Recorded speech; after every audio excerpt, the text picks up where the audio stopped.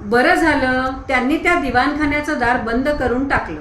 नारायणाच्या पोटात ती सुमेरसिंगाची तलवार शिरलेली पाहिल्याबरोबर माझ्या डोळ्यांनी माझ्यासमोर माझे सर्व पूर्वज उभे केले. ते दार बंद झालं. दृष्टीआड गारदी मारेकऱ्यांची सृष्टी गेली. लगेच माझं मन खंबीर झालं. ती मेली असली पाहिजे. मग आजोबा आजोबा असे शब्द कोठून कानावर येतात? माझं हृदय कठोर झालं आहे. माझ्या डोळ्यातील दयेच्या पाझराचा शेवटचा बिंदू आटून गेला आहे. आजोबा आजोबा, अरे या बाजूलाही तेच शब्द ऐकू येतात. माझ्याकडून कसा तोच आवाज ऐकू आला? काय वरच्या सर्व देवता नारायण स्वरूपी होऊन काका काका म्हणून मला हाक मारित आहेत? या पृथ्वीच्या पोटातून तोच शब्द कसा येतो? अहो, कुणीतरी नटसम्राट गणपतराव बेलवलकर मरून गेला म्हणून ग्वाही फिरवा. त्याच्या नावाने कणे फुंका, ताशे बडवा. त्याच्या अंत्ययात्रेतील जय जयकार या वाड्याभर, सर्व पुणे शहरभर, सर्व महाराष्ट्रभर एवढ्या मोठ्याने करा की त्याच्या मेलेल्या कानाच्या किंटाळ्या बसून आजोबा आजोबा हे शब्द ऐकण्याची त्यांना शक्तीच राहू नये. माझ्याने हलवत नाही. मला तिच्याजवळ न्या. मोहने, माझ्या शेजारी उभं राहून लढण्याचा आपला हट्ट तू अखेरी चालविलासच. मोहने, काय धाडस हे? आप्पा, मी काय म्हणतो ते ऐकणार आहात का? हो हो, मी ऐकतो आहे. आत्ता 5 मिनिटापूर्वी आचकट विचकट शिव्या देत होते बेबीला. आम्ही आल्याबरोबर डोळे मिटून घेतले. नेहमीचीच बतावणी आहे ही. नाही नाही, मी ऐकतो आहे सुनबाई, मी ऐकतो आहे. काय सांगायचं आहे तुम्हाला? आप्पा, आम्हाला हेच सांगायचं आहे की माणसाच्या सहनशक्तीला मर्यादा असते. होय, असते. हे सारं बोलताना माझ्या मनाला किती यातना होत आहे याची तुम्हाला कल्पना नसेल आप्पा. आहे, मला कल्पना आहे. 12 वर्षापूर्वी या फ्लॅटमध्ये आपण राहायला आलो आप्पा.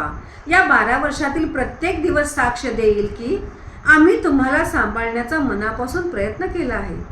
केव्हा आमचं चुकलं असेल?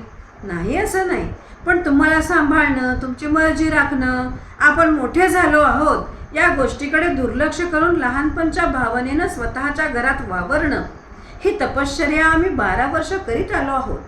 मग अखेर हा अनुभव आला आहे की गोल छिद्रामध्ये चौकोनी खुंटी ठोकता येत नाही, बसतच नाही ती.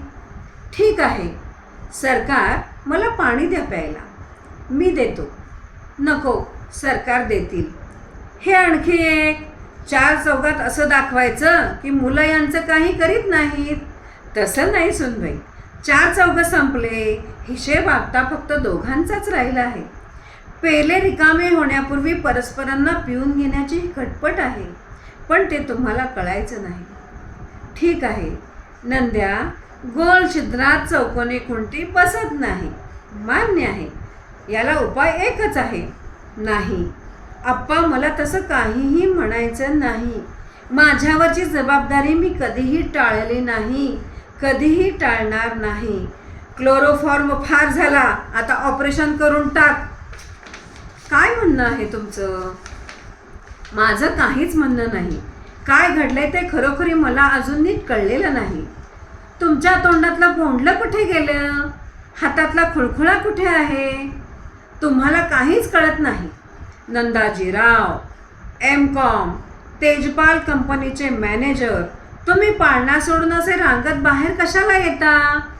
आप्पा, माझ्या पत्नीनं तुमचा काही अपमान केला असेल तर तर तर तू काहीही करू शकत नाहीस.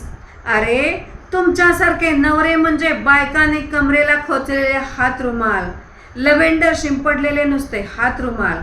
तुम्ही काय करणार? त्यांच्या कपाळावरचा घाम टिपा फक्त. हात रुमाल, हात रुमाल. सरकार, साधा सुद्धा हात रुमाल नाही तो. मिसर देशातील एका मांत्रिकेनं तयार केला होता तो स्वतःच्या हातानं. माझ्या आईनं मरतेवेळी तो मला दिला आणि सांगितलं, नंदा, तूही त्यांनाच साथ देत आहेस आई.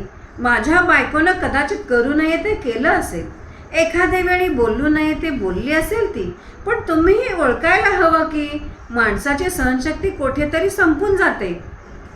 दोष तुमचा नसेल तुमच्या वयाचाही असेल, पण घरात वागताना तुम्ही आपल्या मर्यादा सांभाळत नाही. आज स्पष्टपणानं सांगायची वेळ आली आहे.